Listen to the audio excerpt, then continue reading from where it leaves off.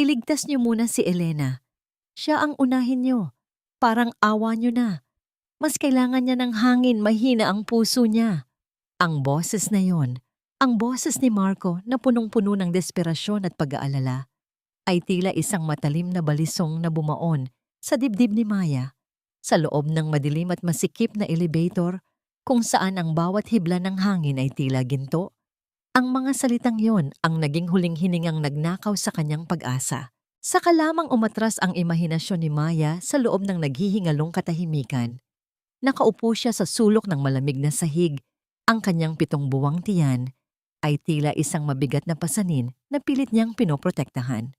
Sa kanyang kandungan, mahigpit niyang yakap ang isang kulay pulang lunchbox. Kaninang umaga lang, gumising siya ng maaga para ihanda ang paboritong adobo ni Marco. Niluto niya iyon ng may pagmamahal, tinitiyak na malambot ang karne at sapat ang asim dahil alam niyang pagod ang kanyang asawa sa duty nito bilang deputy chief ng rescue team. Ngunit ngayon, ang amoy ng pagkaing iyon na nakakulong sa plastic ay tila naging amoy ng kamatayan.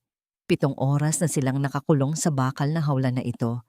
7 oras na niyang tinitiis ang pananakit ng balakang at ang hirap ng paghinga para lamang mabigyan ng lakas ng loob si Elena, ang babaeng umiiyak at naghihisterya sa kabilang sulok.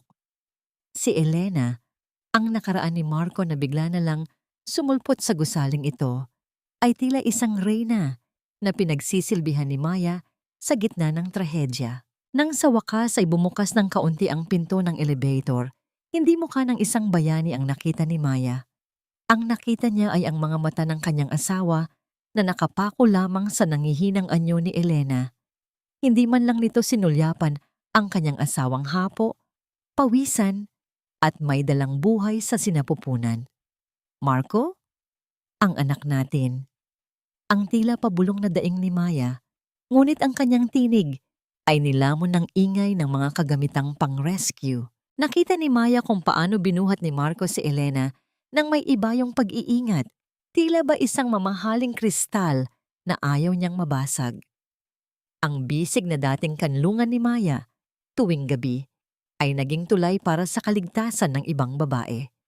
Sa bawat hakbang ni Marco palayo, bit-bit ang babaeng iyon, ay tila tinatapak-tapakan na niya ang 7 taon ng kanilang pagsasama. Ang natitirang liwanag mula sa labas ay dahan-dahang naglaho.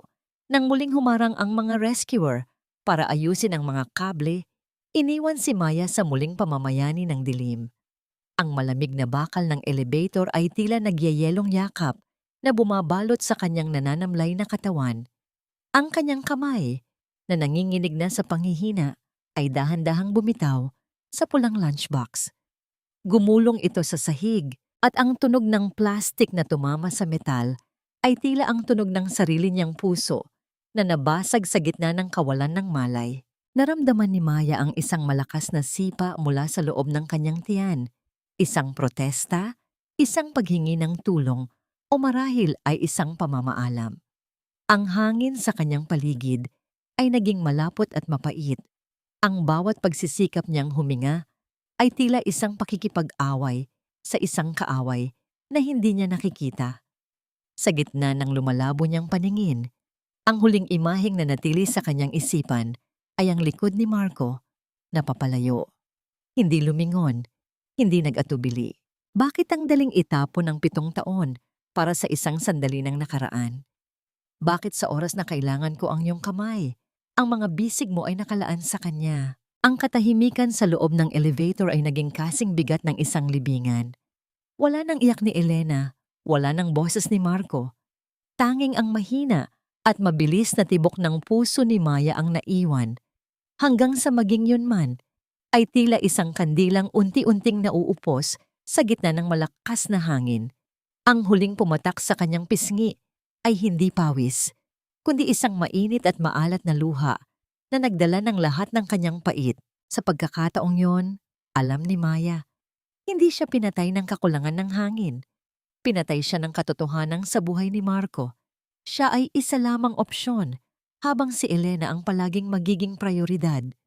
Unti-unting bumagsak ang kanyang mga talukap. Ang huling kaisipang namutawi sa kanyang naglalahong malay ay isang pangako na kasing talim ng kidlat.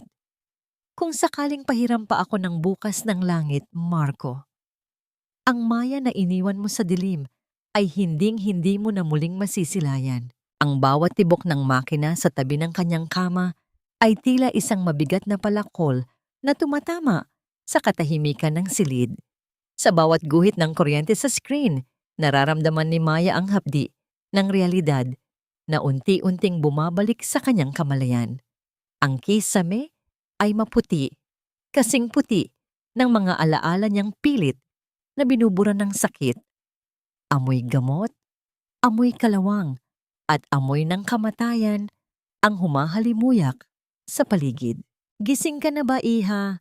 Isang malat at baritong boses ang bumasag sa kanyang pagmumuni-muni. Dahan-dahang itinigil ni Maya ang kanyang paningin sa lalaking nakaupo sa tabi ng kanyang kama. Hindi ito si Marco. Hindi ito ang kanyang asawa. Ito si Lolo Ben, ang retiradong kapitan ng bumbero na madalas niyang makita sa tram Kyuhwa. Ang mga mata ng matanda ay puno ng awa, isang emosyon na ayaw makita ni Maya dahil ipinapaalala nito sa kanya kung gaano siya naging kaawa-awa sa loob ng elevator na yon. Nasaan ang asawa ko? Hirap na tanong ni Maya. Ang kanyang lalamunan ay tuyong-tuyo. Tila ba punong-puno ng buhangin. Hindi agad sumagot si Lolo Ben. Sa halip, kinuha nito ang isang baso ng tubig at maingat na inalalayan si Maya na uminom. Sa bawat paglagok niya, naalala ni Maya ang bawat patak ng pawis niya sa dilim habang hinihintay ang kamay ni Marco. Ngunit bago pa man makapagsalita muli ang matanda, isang pamilyar na boses ang narinig ni Maya mula sa kabilang bahagi ng manipis na kurtina. Hush, Elena. Nandito na ako. Ligtas ka na. Huwag mo nang isipin ang nangyari. Ang mahalaga, wala nang panganib sa puso mo. Iyon ang boses ni Marco. Malumanay, maprotekta at puno ng pagmamahal, ngunit hindi para sa kanya. Ang mga salitang yon ay tila mga karayom na isa-isang tumutusok sa puso ni Maya. Narito siya, ang asawang nagdadala ng kanilang anak, ang asawang muntik nang mamatay sa loob ng 7 oras. Ngunit ang asawa niya ay nasa kabilang panig lamang, hinahaplos ang takot ng ibang babae. Marco, natatakot ako. Ang sagot ni Elena na tila isang paslit na naghahanap ng kalinga. Paano kung hindi mo ako nailigtas agad? Paano si Maya? Nailigtas naman siya, di ba? Alam kong matatag si Maya. Mas kailangan mo ako rito, Elena. Alam mo ang kondisyon mo. Tugon ni Marco. Ang bawat salita ni Marco ay tila isang sampal sa mukha ni Maya. Matatag. Iyon ang palaging dahilan ni Marco para baliwalain ang kanyang nararamdaman. Dahil matatag siya, kaya niya nang mag-isa. Dahil matatag siya, pwede siyang iwan sa dilim. Dahil matatag siya, hindi niya kailangan ng yakap ng kanyang asawa pagkatapos harapin ang kamatayan. Naramdaman ni Maya ang paghigpit ng kanyang kamao sa ilalim ng kumot. Ang kanyang mga kuko ay bumaon sa kanyang palad, ngunit hindi niya nararamdaman ang pisikal na sakit. Ang mas masakit ay ang pag-iyak ng kanyang kaluluwa na tila ba unti-unting namamatay sa bawat segundong lumilipas. Dahan-dahang bumukas ang kurtina. Pumasok si Marco na may dalang pagod sa kanyang mga mata. Nang makita niyang gising na si Maya, panandali ang nagbago ang kanyang ekspresyon. Isang halong gulat at tila pagkakonsensya. Ngunit mabilis din itong napalitan ng kanyang karaniwang awtoridad bilang isang rescuer. Gising ka na pala, Maya. Mabuti naman, sabi ng doktor. Kailangan mo lang magpahinga dahil sa stress. Ang bata, ligtas ang bata. Huwag kang mag-alala, sabi ni Marco habang lumalapit sa kanya. Akman niyang hahawakan ng noo ni Maya, ngunit bahagyang iniwas ng babae ang kanyang ulo. Sa sandaling iyon, ang hangin sa pagitan nila ay naging kasing lamig ng yelo. Isang pamilyar na amoy ang pumasok sa ilong ni Maya. Isang matamis at masangsang na amoy ng lavender. Iyon ang paboritong pabango ni Elena. Ang kanyang asawa, ang lalaking dapat ay nagligtas sa kanya, ay nakatayo sa harap niya habang suot-suot ang amoy ng babaeng mas pinili niyang iligtas. Ang bawat hibla ng uniforme ni Marco ay tila ba nagsisigaw ng kataksilan. "Bakit, Maya? May masakit ba sa'yo?" tanong ni Marco, halatang naiirita sa pag-iwas ng kanyang asawa. Tumingin si Maya ng diretso sa mga mata ni Marco. Ang mga matang dati ay tinitingnan niya, nang may paghanga ay ngayon ay tila ba mga banyagang puno ng kasinungalingan. "Marco!" ang simula ni Maya. Ang kanyang boses ay mahina, ngunit may diin, na tila ba galing sa kaibuturan ng lupa. "Bago mo ako tinanong kung anong masakit sa akin, nakita mo ba ang sarili mo sa salamin?" Kumunot ang noo ni Marco. "Anong ibig mong sabihin?"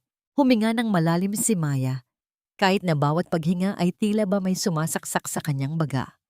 Ang kanyang paningin ay bumaba sa kwelyo ng uniforme ni Marco. Doon, sa tila ba hindi napansing bahagi ng puting tela, ay may bakas ng matingkad na pulang lipstick. Isang kulay na hinding-hindi isusuot ni Maya sa isang ospital. Ang pagpasok sa sariling bahay ay hindi naghatid ng ginhawa kay Maya. Sa halip, ang bawat sulok ng kanilang tahanan ay tila isang banyagang lugar na puno ng matatalim na alaala. Ang amoy ng niluluto sa kusina, isang amoy na dati ay simbolo ng pagmamahal, ay tila naging lason sa kanyang pangamoy. Bawat hakbang niya, bitbit ang kanyang mabigat na tiyan at ang nananakit na katawan, ay tila isang paglalakad sa ibabaw ng mga basag na kristal. Nandyan na pala ang senyorita, ang boses ni Aling Martha. Ang kanyang biyenan ay pumutol sa katahimikan. Walang yakap, walang tanong kung kumusta ang kanyang pakiramdam.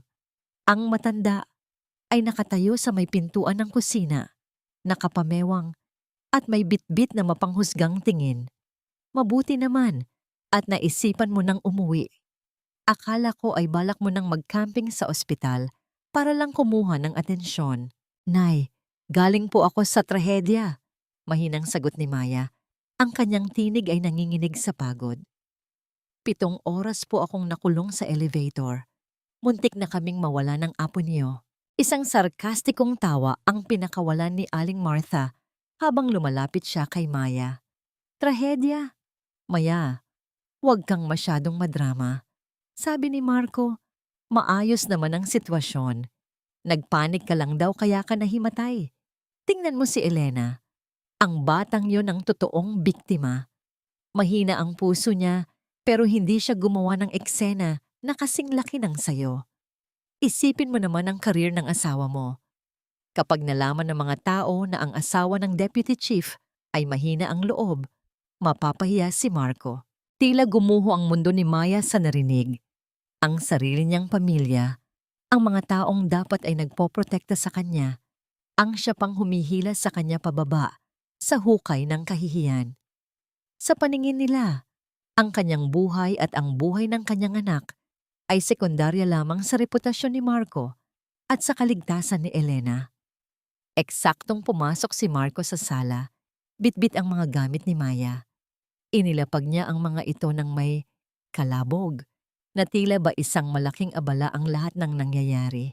"Nay, tama na yan," sabi ni Marco, ngunit walang bakas ng pagtatanggol sa kanyang boses. Mas tila ito isang pagod na utos para lang tumahimik ang paligid. "Maya, magpahinga ka na sa taas. Huwag ka nang mag-isip ng kung ano-ano. Sinabihan ko na ang mga kasamahan ko sa station na huwag nang palakihin ang balita tungkol sa pagkahimatay mo." "Iyon lang ba ang mahalaga sa iyo, Marco?" tanong ni Maya. Ang kanyang mga mata ay nagsisimulang mangilid ang luha. "Ang reputasyon mo? Paano ako? Paano ang anak natin? Iniwan mo ako sa dilim para sa kanya. At ngayon, pag-uwi ko rito, pakiramdam ko ay ako pa ang may kasalanan." Humarap si Marco sa kanya. Ang kanyang mukha ay puno ng pagkairita. Ito ang mukha ng gaslighting, ang sining ng pagpaparamdam sa biktima na siya ang nagkakamali. "Maya, please, Huwag nating gawing teleserye ang buhay natin. Rescuer ako. My job is to prioritize those who are most vulnerable. Si Elena ay may congenital heart disease. Ikaw, buntis ka lang. Matatag ka, Maya. Yan ang dahilan kung bakit kita pinili. 'Di ba? Dahil alam kong kaya mo ang sarili mo. Dahil alam kong kaya mo ang sarili mo. Ang mga salitang iyon ay tila isang parusa sa halip na papuri. Sa bawat pagkakataon na kailangan ni Maya ng kalinga, ang pagiging matatag niya ang palaging ginagawang dahilan para pabayaan siya. Umakyat si Maya sa kanilang silid ng walang imik. Bawat baitang ng hagdan ay tila isang mabigat na pasanin. Pagpasok niya sa kwarto, ang katahimikan ay tila sumasakal sa kanya. Naupo siya sa gilid ng kama at napansin ang jacket ni Marco na nakasabit sa likod ng pinto. Ang jacket na suot nito nung gabi ng rescue. Isang hindi maipaliwanag na udyok ang nagtulak kay Maya na lapitan ng jacket. Marahil ay naghahanap siya ng kahit anong pahiwatig na mahal pa rin siya ng asawa niya. Ngunit habang kinakapa niya ang bulsa nito, ang kanyang daliri ay may nasabing matigas at malamig na bagay. Dahan-dahang inilabas ni Maya ang kanyang kamay. Ang kanyang hininga ay tumigil. Doon, sa kanyang palad, ay nagniningning ang isang gintong bracelet. Mayroon itong maliliit na charms at isa sa mga yon ay may nakaukit na letrang E. Ito ang bracelet ni Elena. Ang bracelet na laging suot nito sa mga lumang larawan nila ni Marco. Ang bracelet na dapat ay nawala na, kasabay ng kanilang nakaraan. Ngunit ngayon ay narito, nakatago sa pinakaimportanteng bulsa ng kanyang asawa. Hindi lang ito simpleng alahas. Ito ay isang ebidensya ng isang ugnayang hindi kailanman naputol. Ang hapdi sa kanyang tiyan ay muling bumalik, ngunit mas masakit ang hapdi sa kanyang dibdib. Ang bawat sipa ng kanyang anak sa loob ng sinapupunan ay tila isang babala. Sa labas ng silid, narinig ni Maya ang mahinang tawag ni Marco sa telepono. Ang tono ng kanyang boses ay malambing. Ang tono na matagal na niyang hindi naririnig para sa sarili niya. Oo, Elna, nahanap ko na. Huwag kang mag-alala. Itatago ko muna ito. Magpahinga ka na. Mahal. Ang salitang mahal ay tila isang kidlat na tumama sa kaluluwa ni Maya. Ang bracelet sa kanyang kamay ay tila naging nagniningas na uling. Sa sandaling iyon, ang huling hibla ng pagtitiwala ni Maya kay Marco ay tuluyan ng naputol, nag-iiwan lamang ng isang matalim at madilim na desisyon. Ang gintong bracelet na hawak ni Maya ay tila naging isang mainit na uling na unti-unting sumusunog sa kanyang palad. Sa bawat kislap nito sa ilalim ng bumbilya ng kanilang silid, tila naririnig ni Maya ang mapang-uyam na tawa ni Elena. Hindi na ito simpleng hinala. Ito ay isang lamat sa pundasyon ng kanyang buhay na hindi na kailanman mapagdidikit pa. Kinabukasan, habang abala si Aling Martha sa panonood ng kanyang mga paboritong programa sa telebisyon at si Marco naman ay maagang umalis para sa kanyang duty, nagpasya si Maya. Sa kabila ng bigat ng kanyang tiyan at ang pananakit ng kanyang balakang, binalot niya ang kanyang sarili ng isang malapad na shawl at lumabas ng bahay. Ang bawat hakbang niya patungo sa sakayan ay tila isang pakikipagbuno sa sarili niyang katawan. Ngunit ang apoy ng paghahanap ng katotohanan ang nagtulak sa kanya. Bumalik siya sa gusali kung saan nangyari ang trahedya. Ang malamig na lobby ng mataas na building ay tila isang malaking libingan na nagpapaalala sa kanya ng 7 oras na paghihingalo. Ang elevator na pinangyarihan ng insidente ay mayroon pa ring dilaw na tape na nagsasabing under maintenance. Isang babala na tila para rin sa kanyang wasak na puso. Magandang umaga po, kuya. Bati ni Maya sa security guard na nakaupo sa desk. Nakilala niya ito. Siya, si Kuya Jomar, ang lalaking tumulong sa mga rescuer nung gabing iyon. Maya, kayo po pala yan. Gulat na sagot ni Jomar habang mabilis na tumayo para alalayan ang buntis na babae. Dapat po ay nagpapahinga kayo. Balita ko po ay nahimatay kayo nung makuha kayo sa loob. Maayos na ako, kuya. Gusto ko lang sanang magpasalamat at may itatanong lang sana ako. Mahinang simula ni Maya. Gusto ko lang makita ang record ng mga pumasok sa elevator bago ito tumigil. Gusto ko lang malaman kung paano kami nagkasabay ni Elena. Bahagyang umiwas ng tingin si Jomar. Ang kanyang mga mata ay naging balisa at tila may kung anong pumipigil sa kanyang magsalita. Ma'am, ano po kasi?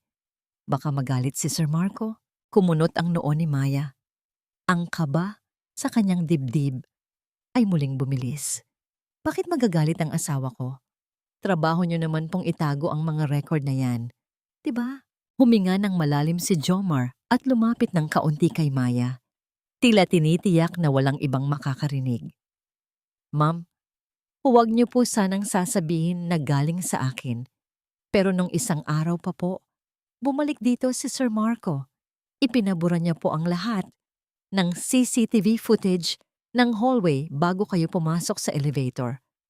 Pati po ang logbook ng mga bisita nung oras na yon, kinuha niya rin po. Tila tumigil ang mundo ni Maya. Ang kanyang mga kamay ay nanginginig habang nakahawak sa kanyang shawl. Bakit buburahin ni Marco ang ebidensya? Kung wala silang itinatago, bakit kailangang linisin ang bakas ng presensya ni Elena sa gusaling iyon? Salamat, Kuya Jomar, pabulong na sagot ni Maya. Tumalikod siya at dahan-dahang naglakad palabas. Ang kanyang paningin ay lumalabo dahil sa namumuong luha. Ang bawat sipa ng kanyang anak ay tila sumasabay sa pintig ng kanyang sakit. Hindi aksidente ang lahat. Mayroong isang malaking kasinungalingan na pilit ibinabaon ni Marco sa limot. Habang naghihintay siya ng masasakyan sa tapat ng gusali, naramdaman niya ang pagyanig ng kanyang cellphone sa loob ng kanyang bulsa. Isang mensahe mula sa isang hindi kilalang numero. Nanginginig ang kanyang mga daliri nang buksan niya ang notification. Ang bawat salitang nabasa niya ay tila isang malamig na tubig na ibinuhos sa kanyang buong pagkatao. Huwag kang masyadong kampante sa asawa mo, Maya. Hindi lang aksidente ang pagkikita nila sa elevator. Nakaplano ang lahat. Itanong mo sa kanya kung nasaan siya nung gabi bago ang insidente. Doon mo malalaman ang totoong dahilan kung bakit ikaw ang huli niyang iniligtas. Ang kanyang puso ay tila isang ibong nagpupumiglas sa loob ng isang masikip na hawla. Tumingala si Maya sa langit. Ngunit tanging ang nagbabadyang ulan at ang kulay abong ulap ang kanyang nakita. Sino ang nagpadala nito? At anong plano ang tinutukoy ng mensahe? Sa di kalayuan, nakita ni Maya ang isang pamilyar na sasakyan, ang puting SUV ni Marco. Ngunit hindi ito patungo sa Tramkuhwa. Mabilis itong lumiko sa isang kanto patungo sa direksyon ng isang maliit at tago na boutique hotel sa labas ng lungsod. Ang lamat sa puso ni Maya ay tuluyan ng naging isang malaking bangin. Ang katotohanan ay tila isang halimaw na dahan-dahang lumalabas mula sa dilim, handang lamunin ang lahat ng kanyang natitirang pag-asa. Huwag kang ngang mag-inarte, Maya. Birthday ni Elena ngayon, huwag mo namang sirain ang gabi namin sa mga reklamo mo. Ang boses ni Marco sa kabilang linya ay tila isang malamig na hininga ng kamatayan. Bago pa man makasagot si Maya, ang tunog ng pagkaputol ng linya ay tila isang hatol na nag-iwan sa kanya sa gitna ng nakabibinging katahimikan ng kanilang sala. Ang cellphone ay dahan-dahang nalaglag mula sa kanyang nanginginig na kamay, bumagsak sa alpombra ng walang ingay, gaya ng unti-unting pagbagsak ng kanyang pag-asa. Napahawak si Maya sa gilid ng sofa. Isang matalim at gumagapang na sakit ang biglang humalot sa kanyang puson. Isang sakit na hindi katulad ng anumang naramdaman niya noong mga nakaraang buwan. Ang kanyang 7 buwang tiyan ay tila naging isang mabigat na tipak ng bato na pilit humihila sa kanya pababa. Ang pawis ay nagsimulang mamuo sa kanyang noo, malamig at malapot, habang ang bawat paghinga niya ay nagiging isang pakikipaglaban. Sa kabilang bahagi ng bahay narinig niya ang mahinang halakhak ni Aling Martha mula sa silid nito. Nanonood ng telebisyon, walang pakialam sa nagaganap sa labas. Marco, tulong, pabulong na daing ni Maya. Ngunit tanging ang pagtiktak ng orasan sa dingding ang sumagot sa kanya. Bawat segundo ay tila isang hakbang patungo sa isang madilim na bangin. Sinubukan ni Maya na tumayo, ngunit naramdaman niya ang isang mainit na likidong dahan-dahang dumadaloy sa kanyang mga hita. Ang kanyang puso ay tila tumigil sa pagtibok nang makita niya ang kulay sa sahig. Pula. Isang matingkad at nakatatakot na pula na unti-unting kumakalat sa puting tiles ng kanilang tahanan. Ang bawat patak ay tila isang huling hininga ng kanyang anak na nawawalan ng kapit. Sa gitna ng kanyang paghihirap, ang kanyang paningin ay nanatili sa screen ng kanyang cellphone na muling umilaw sa sahig. Isang notification mula sa social media, isang litrato ni Elena. Nakangiti, may hawak na baso ng wine at sa likod niya ay ang mga bisig ni Marco na nakayakap ng mahigpit.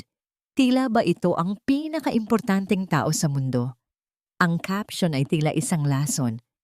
The best birthday gift is being saved by my hero. Forever grateful. Isang mapait na tawa ang kumawala sa mga labi ni Maya sa gitna ng kanyang pag-iyak. Habang siya ay dahan-dahang nauubusan ng dugo at buhay sa malamig na sahig, ang kanyang asawa ay nagdiriwang ng buhay ng babaeng naging mitya ng kanyang kamatayan. Ang sakripisyo ni Maya sa loob ng elevator, ang pagtitiis niya sa gutom at uhaw para lang makaligtas ang bata, ay tila binaliwala ng isang gabi ng pagsasaya. Nay, Aling Martha, tulong po! Buong lakas na sigaw ni Maya. Bumukas ang pinto ng silid ni Aling Martha.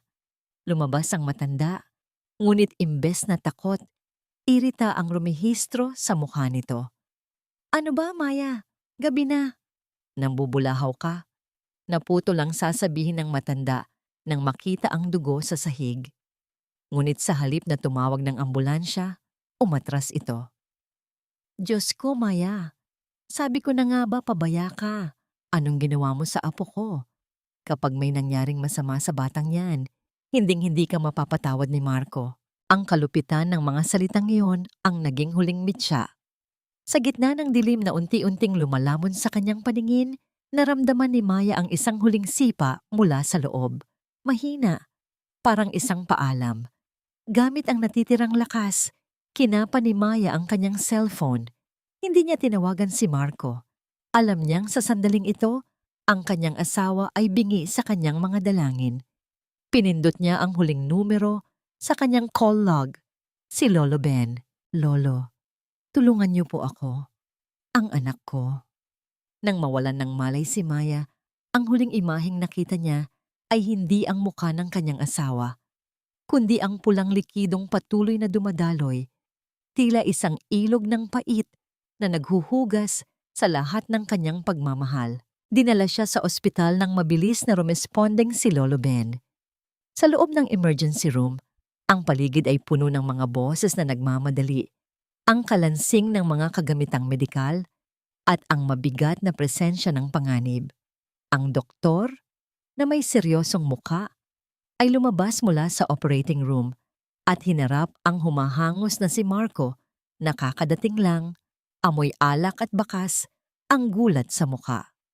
Doc, ang asawa ko? Ang anak ko? Tanong ni Marco.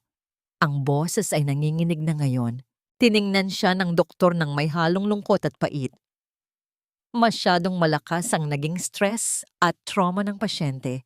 Mr. De La Vega, nagkaroon ng placental abruption. Kailangan nating magdesisyon ngayon din. Dahil sa komplikasyon, isa lang ang may mataas na tsansang maisalba ng buo.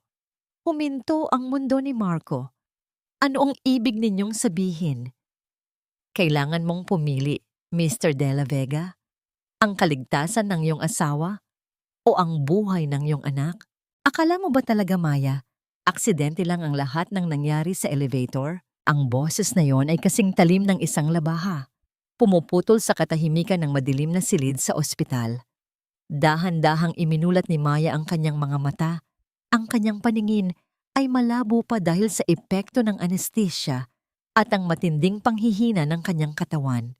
Sa tabi ng kanyang higaan, nakatayo si Elena, ang babaeng tila isang anghel sa paningin ng iba. Ngunit sa sandaling ito, ang kanyang muka ay nababalutan ng isang ngising puno ng panunuya. Wala rito si Marco. Wala rin si Aling Martha. Tanging ang mahinang tunog ng suwero na tumutulo sa bote at ang mabigat na paghinga ni Maya ang naririnig sa silid. Ang bawat patak ng likido ay tila isang paalala ng kanyang hiram na buhay.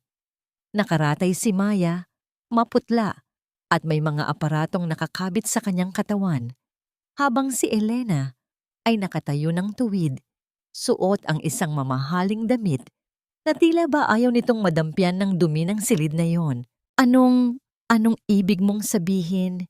Hirap na tanong ni Maya. Ang kanyang boses ay tila isang tuyong dahon na hinihipan ng hangin. Lumapit si Elena. Sapat na para maramdaman ni Maya ang matapang na amoy ng kanyang pabango. Ang amoy na nasa kuwelyo ni Marco nung isang gabi. Simple lang, Maya, I planned it. Alam kong sira ang elevator ng building na yon tuwing Huwebes ng gabi. Sinundan kita. Gusto kong makita kung sa oras ng panganib, kung ang buhay mo at ng anak mo ang nakataya. Sino ang pipiliin ni Marco? At nakuha ko ang sagot ko, di ba? Hinaplos ni Elena ang kanyang buhok ng may pagyayabang. Iligtas niyo muna si Elena. Iyon ang sabi niya. Ang sarap pakinggan, Maya. Kahit nabuntis ka, kahit na asawa ka, sa huli, ako pa rin ang tinitibok ng puso niya. Ako ang kahinaan niya, at ako rin ang lakas niya. Naramdaman ni Maya ang isang matinding pangangatog ng kanyang buong pagkatao.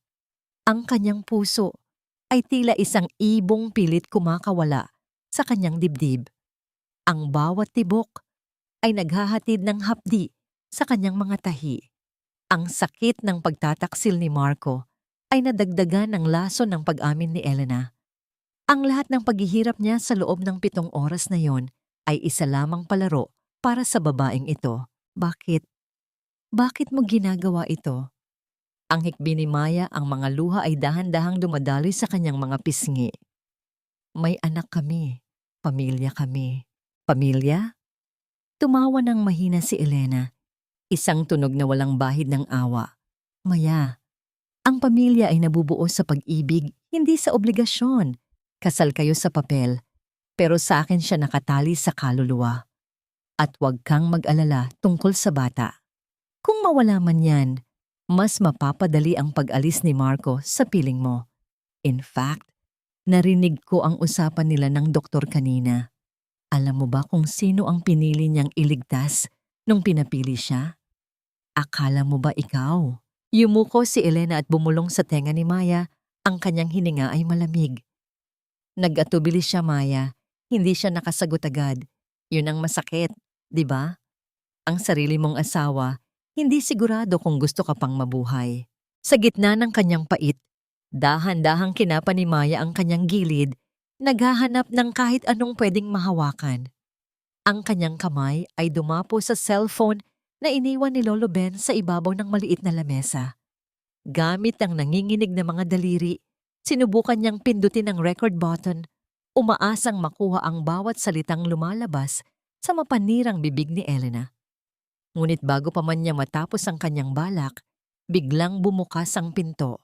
Pumasok si Aling Martha. Ang kanyang mukha ay kasing tindi ng bagyo. Nang makita niya si Elena sa tabi ni Maya, agad na nagbago ang kanyang ekspresyon tungo sa pagiging malambing. Ngunit nang makita niya ang cellphone sa kamay ni Maya, mabilis itong lumapit at hinablot ang gadget. Ano ito, Maya? Pati ba naman dito sa ospital, gagawa ka ng eksena laban kay Elena? Ang bulyaw ni Aling Martha. Sa isang malakas na pagkilos, binitiwan ng matanda ang cellphone sa sahig at ang tunog ng pagtama ng plastik sa semento ay tila ang tunog ng huling pag-asa ni Maya na nadurog. Nay, tinitignan ko lang po kung maayos na ang pakiramdam niya. Malungkot na sabi ni Elena. Mabilis na nagsuot muli ng kanyang maskara ng pagiging mabait. Pero tila ayaw niya po sa akin dito. Huwag mo na siyang intindihin, Elena. Pagod lang ang batang iyan sa paggawa ng drama, sabi ni Aling Martha habang inaalakbayan si Elena palabas. Naiwang mag-isa si Maya sa silid. Ang kanyang cellphone ay nakahiga sa sahig. Ang screen ay basag at madilim. Ang bawat sipa ng kanyang anak sa loob ng kanyang tiyan ay tila isang mahinang tawag ng pakikipaglaban. Bakit kailangang maging ganito kalupit ang mundo? Bakit ang mga taong nagsasabing mahal ka ang siyang unang humuhukay ng iyong libingan? Ang huling imaheng nanatili sa isipan ni Maya bago muling lamunin ng dilim ang kanyang malay ay ang ngiti ni Elena sa harap ng pinto. Isang ngiti na nagsasabing hindi pa tapos ang kanyang impyerno. Sa gitna ng katahimikan, isang pangako ang dahan-dahang nabuo sa puso ni Maya. Isang pangakong hindi na galing sa pag-ibig, kundi sa isang matinding pagnanais na mabuhay para sa kanyang anak. Sino nga ba ang tunay na halimaw, Marco? Ang babaeng pilit sumisira sa atin o ikaw na hinahayaan siyang gawin ito? Utang na loob, Maya. Iyon lang ang hinihingi ko sa iyo. Ang lawakan mo, ang pangunawa mo. Ang boses ni Marco ay tila isang mabigat na kadena na pumupulupot sa leeg ni Maya. Dahan-dahang ninanakawan siya ng hangin.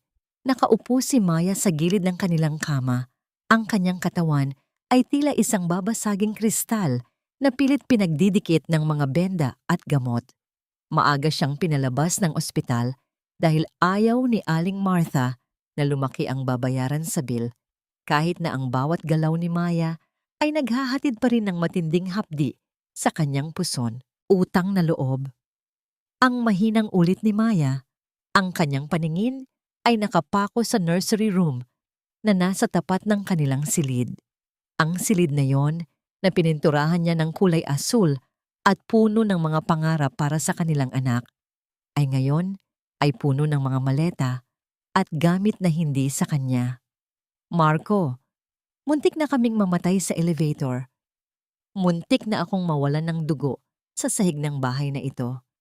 At ngayon, sasabihin mo sa akin na kailangan kong tanggapin si Elena rito sa pamamahay ko dahil sa utang na loob?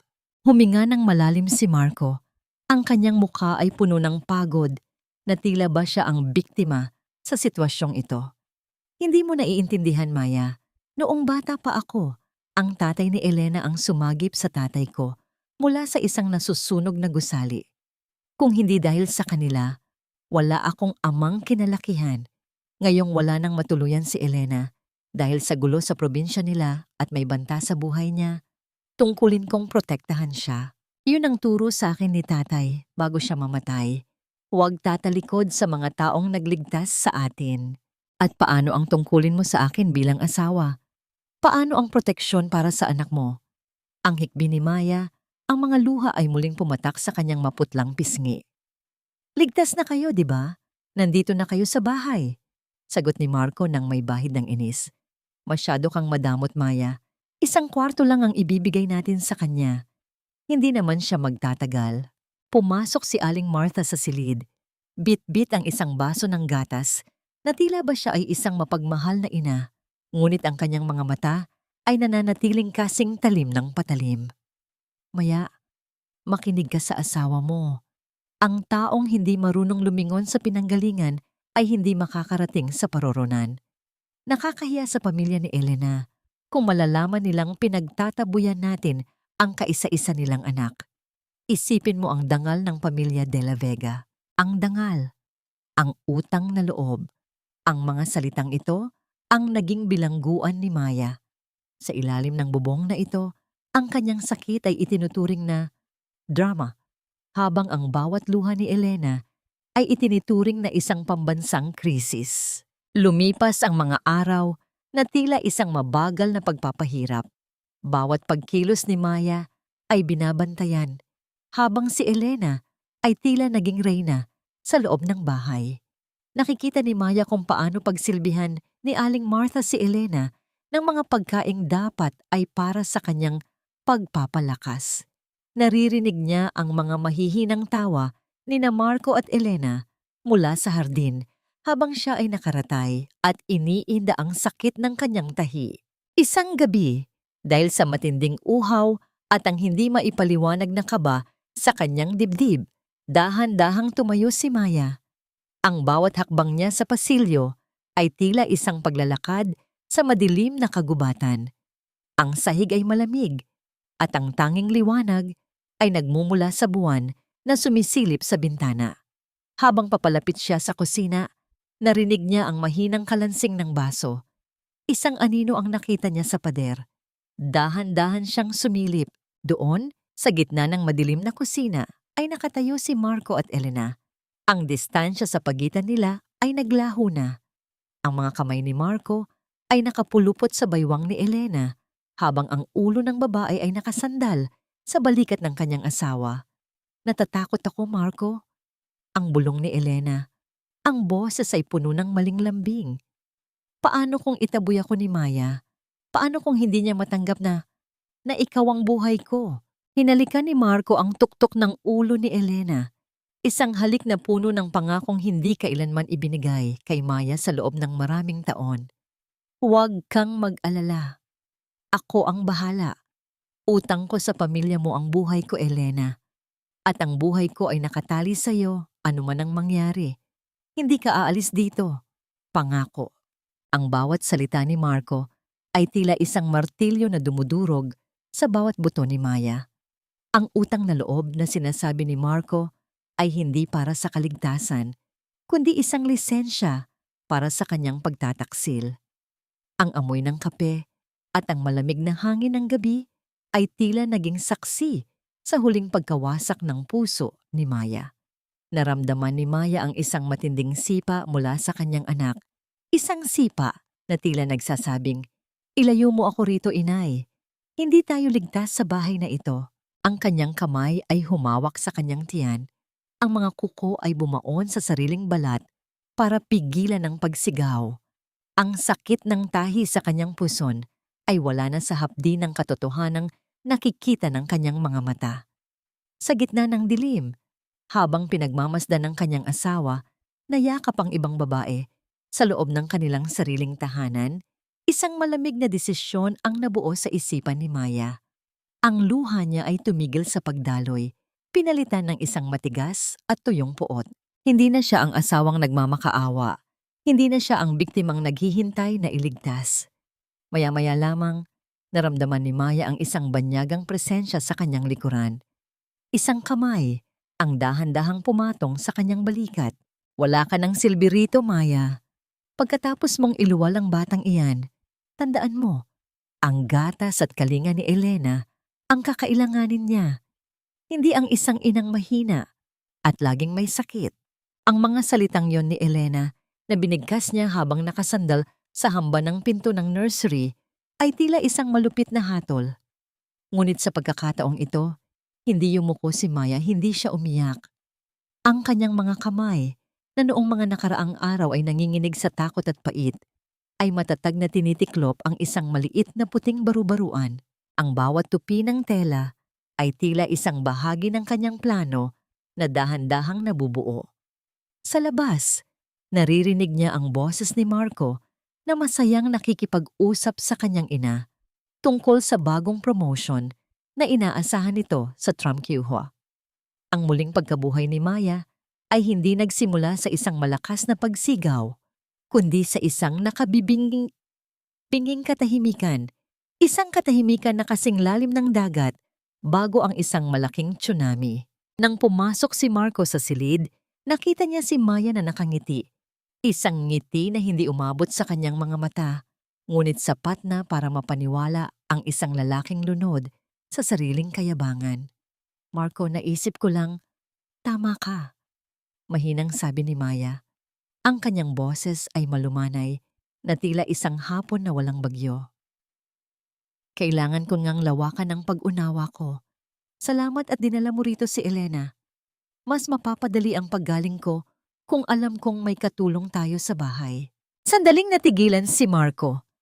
Ang pag-aalinlangan sa kanyang mukha ay mabilis na napalitan ng relief. Ito ang gusto niyang marinig, ang pagsuko ng kanyang asawa. Mabuti naman at natauhan ka na, Maya. Alam mo namang para sa atin din ang ginagawa ko.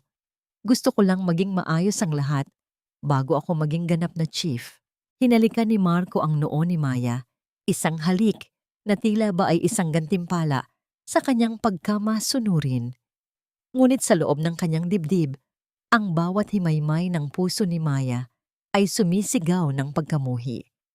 Ang bawat haplos ni Marco ay tila isang uod na gumagapang sa kanyang balat, ngunit tiniis niya ito.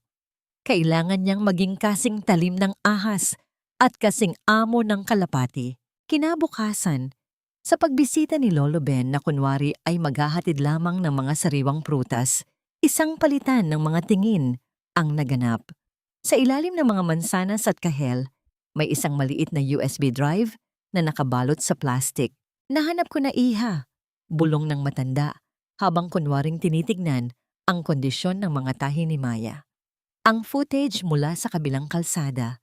Nakita doon ang sasakyan ni Marco na pumarada sa likod ng building bago pa man mangyari ang aberya sa elevator, at may kasama siyang babae, si Elena. Ang paghinga ni Maya ay panandali ang huminto. Ang katotohanan ay tila isang malamig na tubig na nagpapatatag sa kanyang determinasyon. Hindi lang ito pagtataksil. Ito ay isang planadong pagtatangka sa kanyang buhay at sa kanyang anak. Salamat, Lolo Ben, sagot ni Maya. Ang kanyang tinig ay malamig na tila bakal. Ito na ang huling piraso ng puzzle. Sa mga sumunod na araw, naging perpektong asawa si Maya. Ipinagluluto niya si Marco, pinagsisilbihan niya si Aling Martha, at hinahayaan niya si Elena na umasta na tila ba ito ang may-ari ng bahay. Pinapanood niya silang tatlo mula sa malayo, tila ba isang nanonood ng isang dula-dulaan na alam na niya ang wakas. Kinokolekta niya ang bawat resibo, bawat usapan sa telepono na kanyang naire-record ng palihim, at bawat patunay ng pagwawaldas ni Marco sa perang dapat ay para sa kanilang anak. Ay dumating isang gabi, habang pinagmamasdan ni Maya ang kanyang natutulog na sanggol. Hinaplos niya ang maliliit na daliri nito at bumulong, "Huwag kang mag-alala, anak. Hindi tayo mananatili sa bahay na ito na puno ng mga anino. Ang dilim na ibinigay nila sa atin ang siyang susunog sa kanila." Isang gabi, habang masayang naghahanda ng hapunan ang pamilya De La Vega para ipagdiwang ang nalalapit na anunsyo ng promotion ni Marco, isang malakas na katok sa pinto ang bumasag sa kanilang katuwaan. Pumasok ang isang opisyal mula sa Fire Bureau. Ang mukha ay seryoso at walang bahid ng ngiti. Hawak nito ang isang puting sobre na may selyo ng gobyerno. "Deputy Chief Marco De La Vega?" tanong ng opisyal. "Ako nga po. Tungkol ba ito sa promotion ko?" Nakangiting sagot ni Marco, habang si Elena at Aling Martha ay nakatayo sa kanyang likuran ng may pagmamalaki. "Hindi, sir. Ito ay isang official summon mula sa disciplinary board. May mabigat na reklamo ng gross negligence of duty at endangerment of life na isinampa laban sa inyo. Suspendido kayo sa tungkulin simula ngayong gabi habang isinasagawa ang investigasyon." Ang nangiti sa mukha ni Marco ay tila isang pintura na dahan-dahang nabura ng ulan. Ang sobre sa kanyang kamay ay nanginginig habang si Maya ay nakatayo sa madilim na bahagi ng hagdan.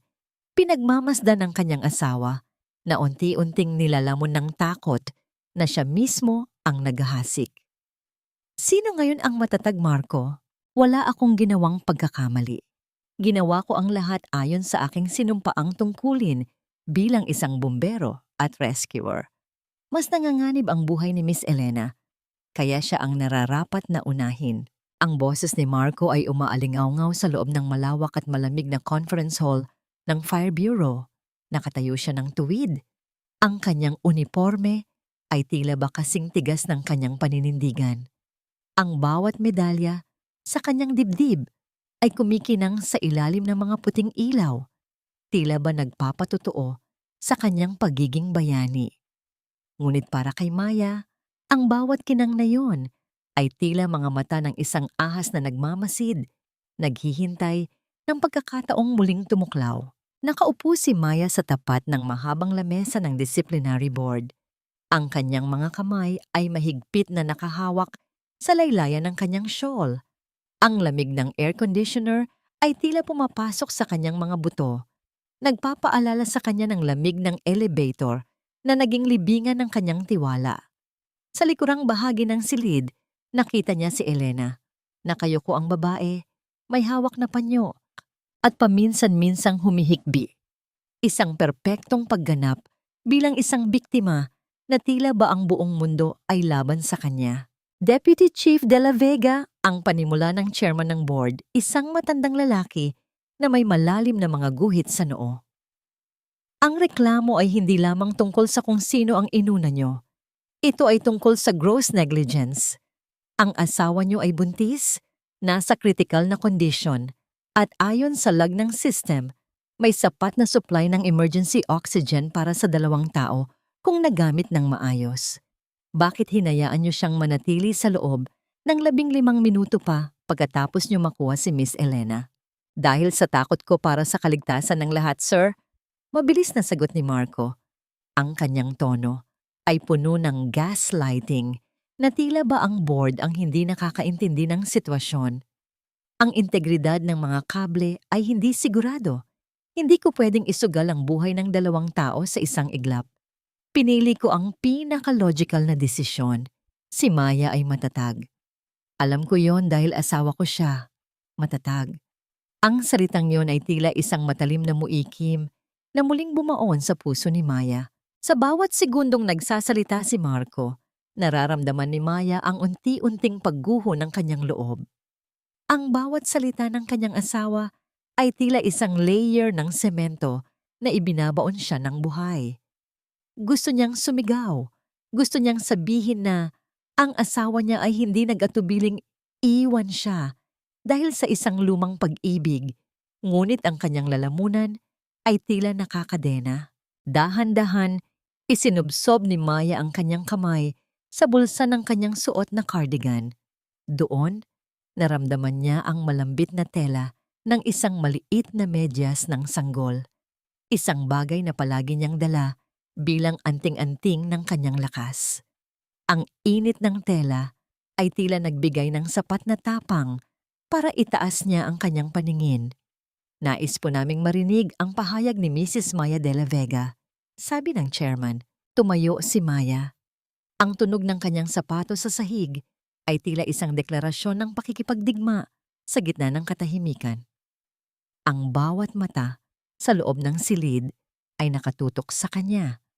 Ang mga mata ng board na puno ng kuryosidad, ang mga mata ni Elena na puno ng lihim na tagumpay, at ang mga mata ni Marco na tila ba nagbabala na, huwag kang gagawa ng ingay. Huminga ng malalim si Maya. Naramdaman niya ang hapdi ng kanyang tahi sa puson, ang pisikal na paalala ng kanyang hiram na buhay. Ang tungkulin po ng isang rescuer ay magligtas ng buhay ng walang kinikilingan. Ang simula ni Maya, ang kanyang boses ay mahina sa simula ngunit dahan-dahang tumitibay. Ngunit paano po kung ang desisyon ay hindi base sa logic, kundi sa isang personal na agenda? Paano po kung ang pagpili ay ginawa bago pa man bumukas ang pinto ng elevator? Tumingin si Maya ng diretso kay Marco. Nakita niya ang panandaliang pagdaan ng takot sa mga mata ng kanyang asawa. Nandito po ako para patunayan na ang aking asawa ay hindi nagkamali ng desisyon dahil sa presyor ng oras. Patuloy ni Maya habang inilalabas ang isang maliit na USB drive mula sa kanyang bulsa. Nandito po ako para ipakita na ang trahedyang ito ay mayroong direktor at ang bida ay hindi ang taong nasa harap ninyo ngayon. Ang bulungan sa loob ng silid ay tila isang dambuhalang alon na dahan-dahang lumalaki. Ang mukha ni Marco ay nawalan ng kukulay. Si Elena ay napatigil sa kanyang paghikbi. Ang kanyang mga mata ay nanlaki sa gulat. Mayroon po akong ebidensya na ang deputy chief ay nasa loob ng building na yon 1 oras bago ang insidente. Kasama ang babaeng sinasabi niyang aksidente niyang nailigtas. Ang deklara ni Maya, ang bawat salita ay tila isang hatol na walang kamatayan. Sa sandaling iyon, ang katahimikan sa loob ng hall ay naging kasing bigat ng isang paparating na bagyo. Ang bawat hininga ni Maya ay tila isang tagumpay, ngunit ang laban ay nagsisimula pa lamang. Bakit mo ako kailangang traidorin sa paraang kasing tindi ng kamatayan, Marco? Ngayon, hayaan mong ang katotohanan ang maging huling hininga ng iyong karera. Ang bawat segundo ng katahimikan sa loob ng hall ay tila isang mabigat na pasanin sa dibdib ni Marco. Ang kanang kamay niya, na kanina ay nakapatong ng may pagmamalaki sa kanyang dibdib, ay dahan-dahang nanginginig. Sa isang iglap, ang liwanag ng projector ay tumama sa puting dingding, nagpapakita ng mga imaheng tila mga multo mula sa nakaraan na ayaw nang magpaubaya. Naroon sa screen ang isang malabo, ngunit malinaw na footage mula sa isang dashcam ng sasakyang nakaparada sa likod ng building. Nakita ang puting SUV ni Marco, nakita ang pagbaba niya at ang mabilis na pagsunod ni Elena. Hindi sila mukhang nagmamadali. Sa halip may isang sandali kung saan hinawakan ni Marco ang mukha ni Elena at tumango. Tila ba may pinagkasundo ang isang mahalagang misyon. Ang boycan na yon ay naganap eksaktong 1 oras bago ang aksidente sa elevator. Ito po ang footage na nagpapatunay na ang pagkikita ni Marco at Elena sa loob ng gusali ay hindi isang pagkakataon. Ang boses ni Maya ay naging kasing talim ng isang malamig na hangin. At ito naman po ang boses ng katotohanan na pilit nilang ibinaon sa dilim. Sa isang mahinang pagpindot sa remote, ang hall ay napuno ng boses ni Elena. Ito ang audio na nakuha ni Maya mula sa sirang cellphone na dahan-dahang na-recover sa tulong ni Lolo Ben. I planned it, Marco. Gusto kong malaman kung sino ang pipiliin mo. Iligtas niyo muna si Elena. Ang sarap pakinggan, hindi ba? Ang bawat salitang lumalabas sa speaker ay tila mga sampal na dumadapo sa mukha ni Marco. Ang mga miyembro ng disciplinary board ay nagkatinginan. Ang kanilang mga mukha ay puno ng pagkamuhi at pagkagulat. Si Elena, na kanina ay naglulupasay sa pag-iyak, ay biglang naging estatwa. Ang panyo sa kanyang kamay ay nalaglag at ang kanyang mga mata ay nanlaki sa tindi ng takot. Maya, tumigil ka. Fake ang lahat ng yan. Sinisiraan mo lang ako dahil nagseselos ka. Ang sigaw ni Marco. Ang kanyang boses ay pumiyok sa desperasyon. Sinubukan niyang lumapit sa lamesa ng board, ngunit hinarang siya ng mga gwardya. Deputy Chief De La Vega, maupo kayo. Ang malakas na utos ng chairman, ang kanyang boses ay tila isang kulog na nagpatahimik sa buong silid. Ang mga ebidensyang ito ay hindi basta-basta mapapasinungalingan. Hindi lamang ito simpleng kapabayaan. Ito ay isang planadong panloloko na naglagay sa buhay ng isang buntis at isang sanggol sa matinding panganib. Sa sandaling iyon, naramdaman ni Maya ang isang hindi maipaliwanag na gaan sa kanyang dibdib. Ang bawat luha na pumatak sa malamig na sahig ng kanilang bahay, ang bawat hapdi ng kanyang tahi, at ang bawat gabing hindi siya makahinga sa tindi ng sama ng loob. Lahat ng yon ay tila nagkaroon ng hustisya, batay sa mga ebidensyang iniharap at sa bigat ng iyong pagkakasala. Ang deklara ng chairman habang dahan-dahang tumatayo. Ang disciplinary board ay nagkakaisang nagpapasya. Marco De La Vega, ikaw ay tinatanggalan ng iyong ranggo at karapatang maglingkod bilang bumbero at rescuer, epektibo ngayong araw. Bukod dito, ang bureau ay magsasampa ng kaukulang kasong kriminal laban sa iyo at sa iyong kasabwat na si Elena Cruz para sa endangerment of life at conspiracy. Ang tunog ng gavel na tumama sa lamesa ay tila ang tunog ng huling pako sa kabaong ng karera ni Marco. Napaupo si Marco sa sahig. Ang kanyang mga balikat ay bumagsak. Ang mga medalyang kanina ay kumikinang, ay tila naging mga mabibigat na bato na humihila sa kanya pababa sa kahihiyan. Si Elena naman ay mabilis na tumayo at sinubukang tumakas, ngunit hinarang siya ng mga pulis na kanina pa naghihintay sa labas. Ang kanyang mga sigaw At pag makaawa ay tila mga ingay na lamang na walang kahulugan sa gitna ng katahimikan ni Maya. Dahan-dahang lumakad si Maya palabas ng hall. Habang dumadaan siya sa tapat ni Marco, tumigil siya sandali. Ang lalaking dati ay tinitingnan niya bilang kanyang bayani ay ngayon ay isa na lamang estranghero na punong-puno ng pait. Maya, Maya, patawarin mo ako. Mahal ko kayo ng anak natin. Ang pabulong na pagsusumamo ni Marco habang tinatangkang hawakan ang laylayan ng damit ni Maya. Tiningnan siya ni Maya ng may halong awa, ngunit wala ng pag-ibig. Hindi mo kami mahal, Marco. Ang mahal mo lang ay ang sarili mo at ang kapangyarihang ibinibigay sa iyo ng unipormeng yan. Ang anak natin ay ligtas, hindi dahil sa iyo, kundi sa kabila ng lahat ng ginawa mo. Huwag mo nang babanggitin ang salitang mahal dahil binaboy mo na ang kahulugan nito. Lumabas si Maya sa gusali, kung saan ang sikat ng araw ay tila isang mainit na yakap na sumasalubong sa kanya. Sa di kalayuan, nakita niya si Lolo Ben na nakatayo sa tabi ng isang lumang sasakyan, nakangiti at tumatango. Huminga ng malalim si Maya.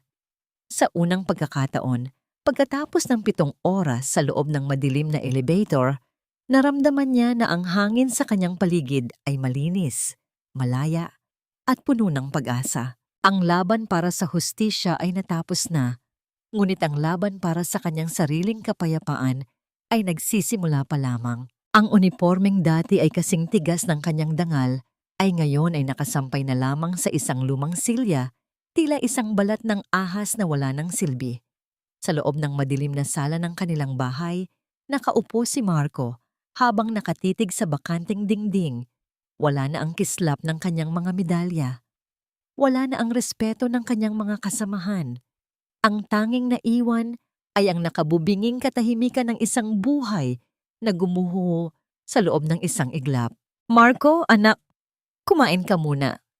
Ang mahinang tawag ni Aling Martha mula sa kusina. Ang boses ng matanda ay hindi na kasing tapang ng dati. Ang kanyang mga balikat ay nakayukod na rin. Dala ang kahihiyang kumalat sa kanilang barangay. Ang mga kapitbahay na dati ay bumabati sa kanila nang may paggalang ay ngayon ay umiiwas na ng tingin. O kaya naman ay nagbubulungan sa tuwing dadaan sila. Hindi ako gutom, Nay. Maikling sagot ni Marco. Ang kanyang mga mata ay malalim ang itim na bilog, bakas ang mga gabing walang tulog. Eksaktong bumukas ang pinto at pumasok si Elena. Ngunit wala na ang biyuda o ang biktima na laging nakasuot ng maputlang mukha. Nakasuot siya ng isang mamahaling bestido, ang kanyang buhok ay maayos na nakastyle, at ang kanyang mga mata ay puno ng pagmamadali sa halip na pagmamahal.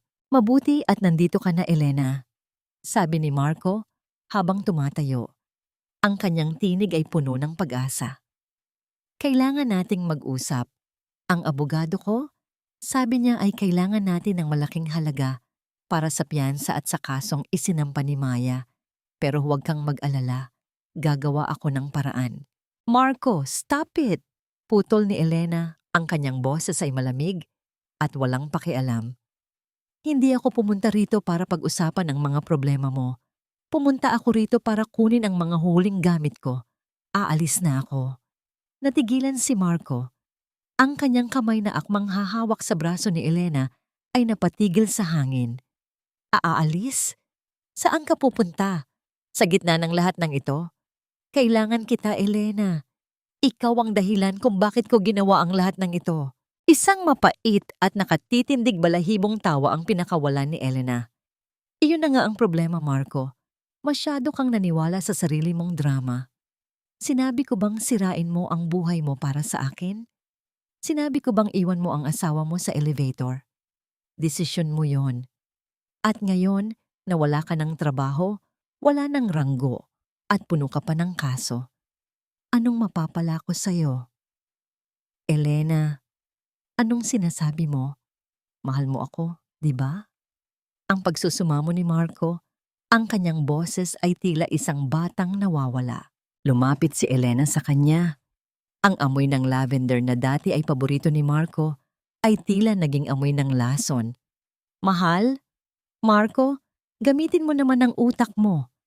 Kailangan ko lang ng matutuluyan at proteksyon nung mga oras na yon. At dahil ikaw ang deputy chief, ikaw ang pinakamadaling gamitin. Pero ngayon, isa ka na lang pabigat. At bago ko malimutan, kinuha ni Elena ang kanyang cellphone at may ipinakitang litrato kay Marco. Isang litrato ni Elena na kasama ang isang lalaking nasa mid-40s, mukhang mayaman at makapangyarihan. Sino ito? Tanong ni Marco. Ang kanyang puso ay tila pinipiga ng isang dambuhalang kamay. He is my husband, Marco, ang asawa sa probinsya na sinasabi kong namatay na.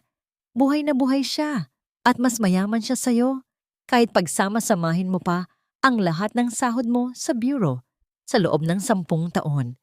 Nag-away lang kami, kaya ako lumuwas.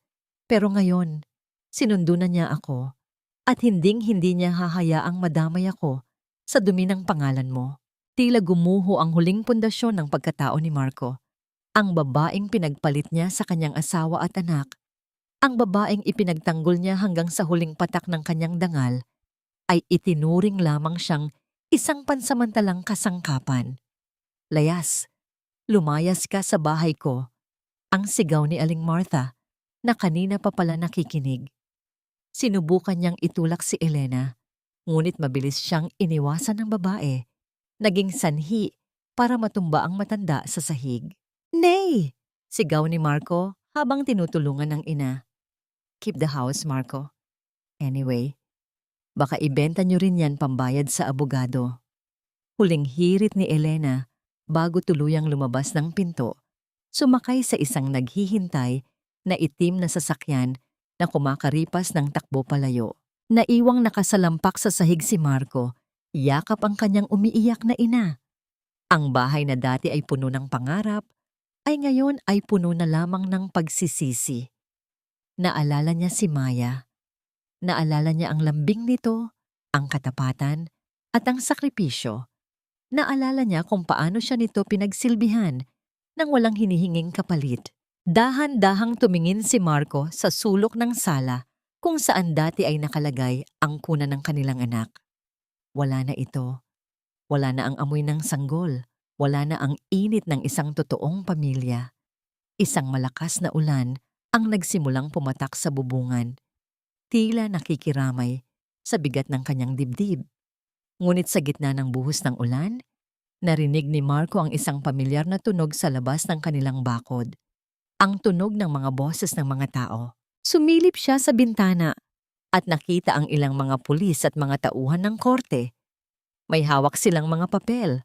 Ang writ of execution para sa mga ari-ariang kailangang ilitaw pambayad sa danyos na hiningi ng panig ni Maya. Ito ang ganti ng tadhana. Hindi ito mabilis, hindi ito madugo, ngunit ito ay kasing tindi ng isang dahan-dahang paglilibing sa buhay na tao. Hinanap ni Marco ang kanyang pitaka.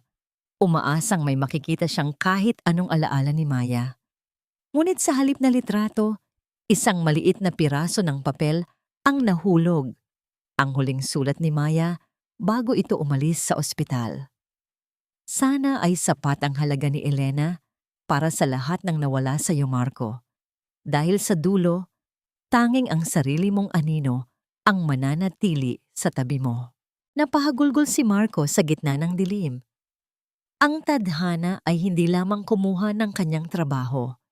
Kinuha nito ang lahat ng dahilan para siya ay mabuhay. Kailangan ng anak natin ng apelyido ko, Maya. Hindi mo siya mapoprotektahan sa lupit ng mundo ng mag-isa. Huwag mong ipagkait sa kanya ang karapatang magkaroon ng ama. Ang mga salitang yun ni Marco ay tila isang maruming hangin na pumasok sa loob ng maliit at payapang tiyangge ni Lolo Ben. Nakatayo si Maya sa likod ng counter, mahigpit na nakakapit sa bote ng gatas na kasasalin lang niya. Ang bawat salita ni Marco ay tila isang pagtatangka na muling dumiin sa mga sugat na dahan-dahan nang naghihilom. Saka lamang umatras ang diwa ni Maya sa paligid. Ang amoy ng bagong luto na tinapay at ang presko ng hangin sa probinsya ay tila biglang naglaho. pinalitan ng bigat ng presensya ng lalaking sumira sa kanyang buhay. Si Marco ay hindi na ang makisig na deputy chief na hinahangaan ng lahat. Ang kanyang suot ay gusot, ang kanyang mukha ay puno ng balbas, at ang kanyang mga mata ay tila mga ligaw na hayop na naghahanap ng masisilungan. Karapatan, ang mahinang tugon ni Maya. Ang kanyang boses ay hindi na nanginginig. Ito ay kasing lamig ng semento sa ospital nung gabing pinapili si Marco kung sino ang ililigtas. Nasaan ang karapatan mo nung iniwan mo kaming mag-ina sa loob ng elevator?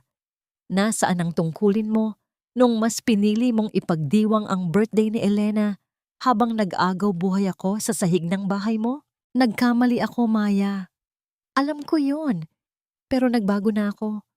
Wala na si Elena, wala na ang trabaho ko, wala na akong anuman kundi ang dugo ko na nananalaytay sa batang yan. Ang pagsusumamo ni Marco habang tinatangkang lumapit. Mabilis na humarang si Lolo Ben. Ang kanyang matanda, ngunit matatag na katawan, ay tila isang pader na naghihiwalay sa nakaraan at sa kasalukuyan. Ang kanyang tingin ay sapat na para mapatigil si Marco sa kanyang kinatatayuan. Huwag kang lalapit, Marco. Hindi ka welcome dito. Ang babala ng matanda. Ngunit hindi nagpatinag si Marco. Inilabas niya ang isang lukot na papel mula sa kanyang bulsa, isang legal na dokumento. May file na ako sa korte para sa visitation rights, Maya. At kung kailangan, kukunin ko ang full custody. May sakit ang nanay ko at ang hiling niya lang ay makasama ang kaisa-isa niyang apo. Hindi niyo ako mapipigilan. Ama pa rin ako sa mata ng batas. Naramdaman ni Maya ang isang matinding paninikip sa kanyang dibdib. Ang bawat sipa ng kaba sa kanyang puso ay tila mas masakit kaysa sa anumang tahi sa kanyang katawan. Ang angas ni Marco ay bumalik. Ang kanyang pagiging manipulative na tila ba siya pa rin ang may hawak ng sitwasyon. Gagamitin niya ang kanyang ina. Gagamitin niya ang batas para lamang muling makontrol ang buhay ni Maya. Ang nanay mo? Ang tanong ni Maya. Ang kanyang mga mata ay naniningkit sa galit. Ang nanay mo na nagsabing wala akong silbi? Ang nanay mo na nanood lang habang umaagos ang dugo ko sa sahig? Marco, hinding-hindi niyo hahawakan ang anak ko. Hinding-hindi niyo madadapuan ng marumi ninyong kamay ang kalinisan ng batang ito. Tingnan natin, Maya. Tingnan natin kung sino ang kilingan ng husgado. Isang inang walang trabaho at nakikitira lang sa malayo. O isang amang gustong magbagong buhay para sa kanyang pamilya? Ang huling hirit ni Marco bago tumalikod. Ang tunog ng kanyang mga yabag palayo ay tila isang banta ng paparating na digmaan.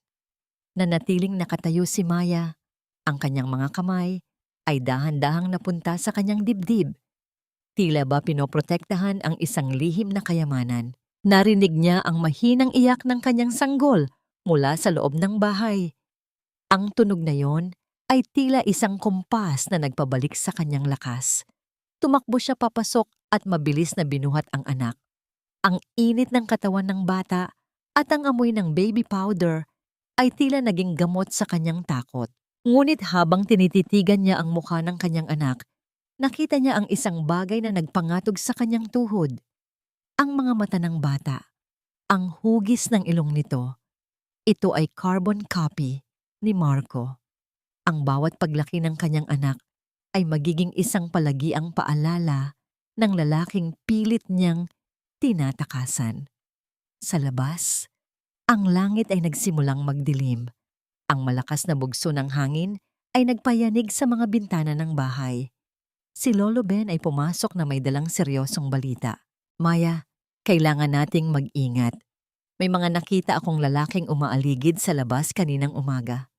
Hindi lang basta papel ang dala ni Marco, mukhang balak nilang kunin ang bata sa dahas. Ang bawat hibla ng buhok ni Maya ay tumayo. Ang katahimikan ng gabi ay biglang naging mapanganib. Nilapitan niya ang pinto at dahan-dahang inilak ang trangka. Ang kanyang hininga ay naging mabilis at mababaw. Hindi ko hahayaang mangyari iyon, Lolo, kahit buhay ko ang kapalit. Sa gitna ng kadiliman, Isang anino ang gumalaw sa tapat ng bintana. Ang tunog ng dahan-dahang pagpihit at ng doorknob ay tila isang hatol na nagpatigil sa mundo ni Maya. Sino ang nasa labas? Si Marco ba, na desperadong makuha ang kanyang karapatan? O ang mas malalim pang panganib na dulot ng kanyang pagbabalik? Ang pagpihit ng doorknob ay hindi natuloy. Sa halip, isang malakas na pagtahol ng aso sa labas ng bakuran ang bumasag sa tensyon na sinundan ng mabilis na paglayo ng mga yabag sa damuhan. Hindi iyon ang pagsuko ni Marco. Iyon ay isang paalala na ang panganib ay nakasilip na sa bawat sulok. Huminga ng malalim si Maya, ang kanyang dibdib ay mabilis na tumataas baba. Pinilit niyang pakalmahin ang sarili, hindi para sa kanya, kundi para sa sanggol na mahimbing na natutulog sa kanyang bisig. Lolo, hindi tayo pwedeng manatili rito, bulong ni Maya habang dahan-dahang inilalagay ang bata sa kanyang duyan. Hindi niya titigilan ang paghahanap sa amin hanggat hindi niya nakukuha ang gusto niya. Gagamitin niya ang batas, gagamitin niya ang dahas. Si Lolo Ben, na nakatayo sa may bintana, habang hawak ang isang matandang pluma, ay tumingin sa kanya ng may pangunawa. Ang mga mata ng matanda ay puno ng karanasan at pait ng nakaraan. Tama ka, Maya, pero huwag kang mag-alala. Ang mga taong katulad ni Marco, akala nila ay sila ang may hawak ng baraha. Nakalimutan nilang sa bawat pagsusugal, may katumbas na kapalit ang bawat pagkakamali. Sa sumunod na mga araw, isang tahimik na pagbabago ang naganap. Hindi lumaban si Maya sa korte nang may galit. Lumaban siya nang may matinding paghahanda. Gamit ang tulong ng isang abogadong inirekomenda ni Lolo Ben, isang babaeng kilala sa pagtatanggol sa mga inang biktima ng pang-aabuso. Sinimulan nila ang paglatag ng mga ebidensya. Hindi lang ang tungkol sa elevator ang inilantad nila, kundi ang mahabang kasaysayan ng emosyonal na pang-aabuso ni Marco, ang pagwaldas ng pera, at ang mga banta nito sa kanyang buhay. Habang ang lahat ay nakatuon sa legal na laban, si Maya ay nagsimulang bumuo ng isang bagong buhay. Sa tulong ng komunidad na kanyang natulungan sa kanyang pagtatrabaho sa tinderahan ni Lolo Ben, nakahanap siya ng isang maliit ngunit ligtas na apartment sa isang lugar na hindi alam ni Marco. Isang umaga, habang ang sinag ng araw ay dahan-dahang tumatagos sa kurtina ng kanilang bagong tahanan, nakaramdam si Maya ng kakaibang katahimikan. Ang kanyang anak, na ngayon ay mas malaki na at nagsisimulang sumubok maglakad, ay tumatawa habang naglalaro sa sahig.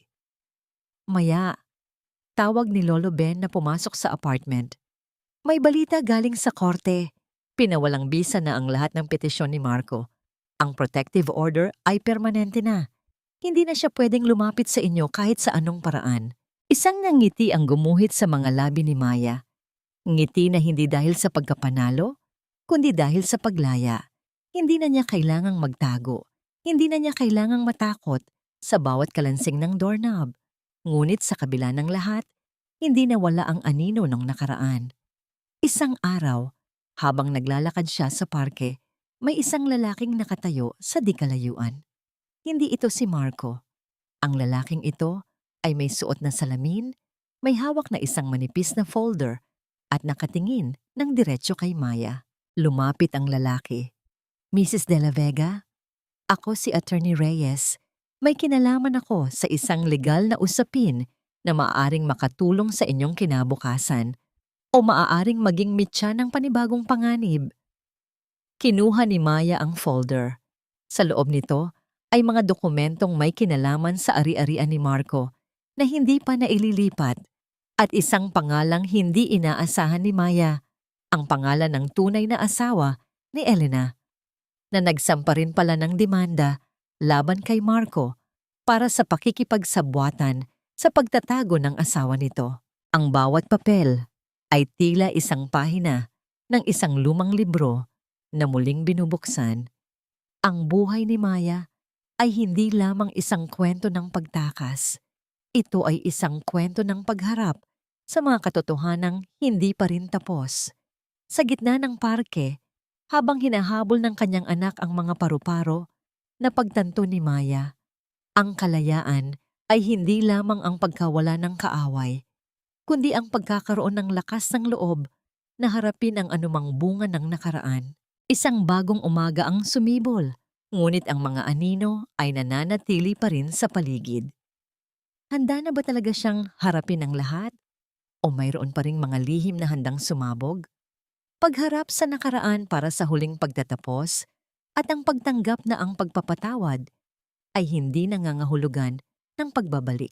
Ang bawat yabag ng sapatos sa malamig na semento ng himpilan ay tila isang mabagal na pagbilang sa mga huling sandali ng isang pagkakamali. May amoy ng lumang papel, disinfectant, at ang mabigat na aura ng pagsisisi sa loob ng silid na yon. Nakaupo si Maya sa isang matigas na plastik na upuan. Mahigpit ang hawak sa kanyang bag habang ang kanyang anak ay tahimik na natutulog sa loob ng stroller sa kanyang tabi. Saka lamang pumasok si Marco na inaalalayan ng isang gwardiya. Hindi na ito ang lalaking may makintab na badge at matikas na tindig. Ang kanyang mga balikat ay luyloy, ang kanyang buhok ay magulo at may mga bakas na ng puti, at ang kanyang mga mata ay tila dalawang malalim na hukay na puno ng kadiliman. Sa isang iglap, nakita ni Maya ang lahat ng pait ng kanilang nakaraan sa hitsura ng lalaking ito. Maya! Ang pabulong na tawag ni Marco. Ang kanyang boses ay tila isang tuyong dahon na nadurog sa ilalim ng paa. Salamat! Salamat at pumunta ka. Nandito ako dahil sa huling kahilingan ng abogado mo, Marco. At dahil gusto kong tapusin na ang lahat ng ito, malamig na sagot ni Maya. Ang kanyang paningin ay nanatiling diretso, hindi hinahayaan ang sarili na lamunin ng awa. Tumingin si Marco sa stroller. Ang kanyang mga labi ay nanginig. Siya ba? Siya ba ang anak natin? Dahan-dahang inilapit ni Maya ang stroller. Sapat na para masilayan ni Marco ang mukha ng bata, ngunit hindi sapat para mahawakan ito. Ang sanggol ay dahan-dahang uminat. Ang maliliit na kamay ay bumukas sara sa hangin. Tila ba naghahanap ng liwanag.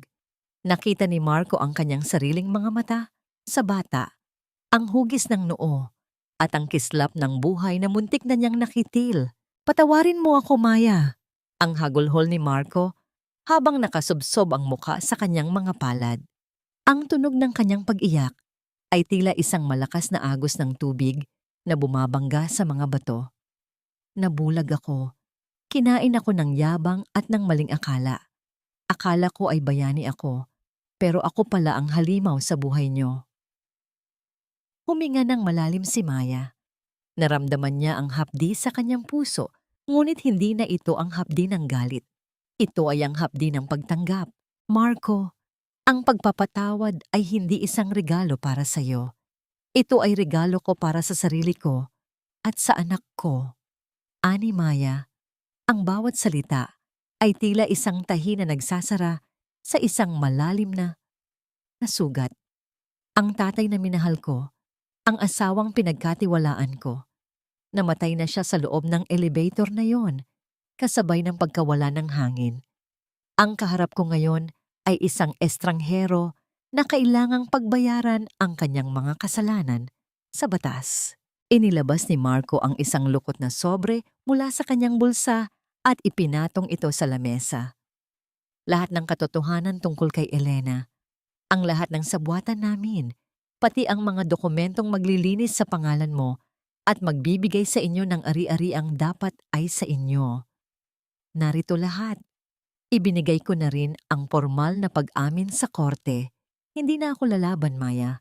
Karapat-dapat ako sa anumang parusa. Kinuha ni Maya ang sobre nang hindi nag-aalinlangan. Ito ang huling piraso ng kanyang kalayaan. Ang bawat pahina sa loob nito ay tila isang susi na nagbubukas sa huling rehas ng kanyang nakaraan. Huling pagkikita na natin ito, Marco, sabi ni Maya habang tumatayo. Hinawakan niya ang hawakan ng stroller at dahan-dahang tumalikod. Maya, maari ko bang malaman ang pangalan niya? ang huling pagsusumamo ni Marco. Tumigil si Maya sa tapat ng pinto. Ang sikat ng araw mula sa labas ay tila bumabalot sa kanya, nagbibigay ng isang nagniningning na anyo. Ang pangalan niya ay Pag-asa. Dahil sa kabila ng dilim na ibinigay mo, pinili niyang mabuhay. Lumabas si Maya ng silid ng hindi lumilingon. Ang tunog ng pagsara ng pinto ay tila isang pinal na hatol. Sa labas, ang hangin ay presko, ang langit ay asul, at ang mundo ay tila nagbubukas para sa kanila. Habang naglalakad palayo, naramdaman ni Maya ang isang kakaibang gaan sa kanyang mga balikat. Wala na ang mga anino, wala na ang mga kadena. Ang tanging naririnig niya ay ang mahinang hilik ng kanyang anak at ang sarili niyang mahinahon na paghinga. Ngunit sa loob ng sobrang ibinigay ni Marco, may isang maliit na note na hindi inaasahan ni Maya. Isang pangalan at isang tirahan, ang kinaroroonan ni Elena, na tila ba isang huling babala o isang huling pagkakataon para sa ganap na hustisya. Ang amoy ng alat mula sa dagat ay tila isang mahabang yakap na nagdadala ng kapayapaan sa bawat himaymay ng pagkatao ni Maya. Sa harap ng malawak na dalampasigan, kung saan ang mga alon ay dahan-dahang humahalik sa pampang, nakatayo siya ng mag-isa, hindi dahil sa siya ay iniwan, kundi dahil sa wakas, nahanap na niya ang kanyang sariling pundasyon. Ang hanging humahampas sa kanyang mukha ay hindi na kasing lamig ng hangin sa loob ng elevator. Ito ay presko, buhay, at puno ng amoy ng bagong simula. 2 taon na ang lumipas mula nang huli niyang masilayan ang madilim na pasilyo ng korte at ang nagsisising mukha ni Marco. Sa loob ng panahong yon, tinahi ni Maya ang bawat piraso ng kanyang wasak na buhay ng may tiyaga at pagmamahal. Ang dating biktima ng gaslighting at pagtataksil ay isa na ngayong matatag na pundasyon ng Pag-asa's Haven, isang maliit na center para sa mga inang nakaranas ng pang-aabuso at pagpapabaya. Ang bawat dingding ng center na yon ay saksi sa mga kwento ng pagbangon, mga kwentong nagsimula sa luha, ngunit nagtapos sa matatamis na ngiti. Lumingon si Maya nang marinig niya ang malakas na tawa ng isang bata. Doon, sa mababaw na bahagi ng tubig, ay nagtatampisaw ang kanyang anak. Si Pag-asa ay isang masigla at malusog na bata. Ang bawat kislap ng kanyang mga mata ay tila isang paalala na ang buhay ay laging may paraan para magpatuloy sa kabila ng anumang unos. Kasama ng bata si Lolo Ben, na tila naging lolo na rin nito sa tunay na kahulugan ng salita. Ang matanda ay maingat na inaalalayan ng bata sa bawat hakbang nito sa buhanginan. Ang kanilang mga anino sa ilalim ng papalubog na araw ay tila isang larawan ng tunay na pamilya. Isang pamilyang binuo ng malasakit, hindi lamang ng dugo. Naramdaman ni Maya ang pagdaloy ng isang mainit na luha sa kanyang pisngi. Ngunit sa pagkakataong ito, hindi ito luha ng pait. Ito ay luha ng pasasalamat. Pasasalamat dahil hindi siya sumuko ng mga oras na tila wala ng hangin sa kanyang paligid. Pasasalamat dahil pinili niyang maging matatag hindi para sa ibang tao, kundi para sa sarili niya at sa kanyang anak. Naalala niya ang balitang natanggap niya kamakailan. Si Marco ay nananatiling na sa loob ng piitan, binubuno ang parusa sa kanyang mga pagkakamali. Si Elena naman ay tuluyan ng nilayasan ng kanyang asawa at nahaharap sa napakaraming demanda ng panloloko. Ang kanilang mga pangalan ay tila mga anino na lamang sa malayo, mga alaala ng isang bagyong nagdaan. Ngunit hindi na kaya nang itumba ang kanyang tahanan. Inilabas ni Maya mula sa kanyang bulsa ang isang maliit na susi. Ang susi sa kanyang bagong buhay. Wala na ang gintong bracelet na nahanap niya sa jacket ni Marco. Wala na ang mga lihim na sumasakal sa kanya tuwing gabi. Ang tanging dala niya ay ang kapayapaang hindi na muling mababawi ng sinuman. Lumapit si Maya sa kanyang anak at binuhat ito ng mahigpit. Ang amoy ng buhangin at ang init ng balat ng bata ay tila ang pinakamagandang regalo na natanggap niya sa buong buhay niya. Tumingala siya sa langit kung saan ang mga kulay kahel at lilang ulap ay dahan-dahang naghahalo sa karimlan ng gabi. "Ligtas na tayo, anak," pabulong niyang sabi. Ang bawat salita ay tila isang panata. Sa hangin, wala ng elevator na magkukulong sa atin. Wala ng dilim na hindi natin kayang lampasan. Sa huling pagkakataon, tiningnan ni Maya ang abot-tanaw. Ang dagat ay tila isang malaking salamin na nagpapakita ng kanyang sariling lakas. Hindi na siya ang Maya na naghihintay na iligtas. Siya na ang Maya na nagligtas sa sarili niya. Ang paglaya ay hindi lamang ang pag-alis sa isang masamang relasyon. Ito ay ang muling pagtuklas sa sariling boses sa gitna ng katahimikan. Habang naglalakad sila palayo sa dalampasigan, ang tunog ng kanilang mga yabag sa buhangin ay tila isang musika ng tagumpay. Isang bagong pahina ang nakabukas, at sa pagkakataong ito, si Maya ang may hawak ng panulat. Ang dilim ay lumipas na, at ang bawat umaga ay pangako na ng walang hanggang liwanag. Ang bawat dapit hapon ay may dalang pangako, ngunit ang dapit hapong ito ay may hatid na ganap na pagtatapos. Sa harap ng Pag-asa's Haven, habang ang mga bulaklak ng kabayero ay dahan-dahang nalalagas at sumasayaw sa ihip ng hangin, nakatayo si Maya habang pinagmamasdan ang isang grupo ng mga kababaihan na nagtatawanan. Sila ang mga bagong sibol, mga inang tulad niya na minsan ding nawalan ng hininga sa ilalim ng bigat ng maling pag-ibig, ngunit ngayon ay natututo ng huminga ng malaya. Ang katahimikan sa paligid ay hindi na nakatatakot. Hindi na ito ang katahimikan ng elevator na puno ng pangamba. Ito ay ang katahimikan ng isang kaluluwang nahanap na ang kanyang tahanan. Sa kanyang kamay, hawak ni Maya ang isang luma at kupas na litrato nila ni Marco, ang huling piraso ng kanyang nakaraan. Sa isang dahan-dahang pagkilos, hinayaan niya itong tangayin ng hangin hanggang sa maging isang maliit na tuldok na lamang ito sa kalayuan. Wala ng pait, wala ng puot, tanging ang malinis na puwang na lamang sa kanyang puso ang natira. Lumapit si Pag-asa sa kanya, bitbit ang isang munting guhit ng bahaghari. Sa edad na 3, ang bata ay tila isang liwanag na nagtataboy sa anumang anino.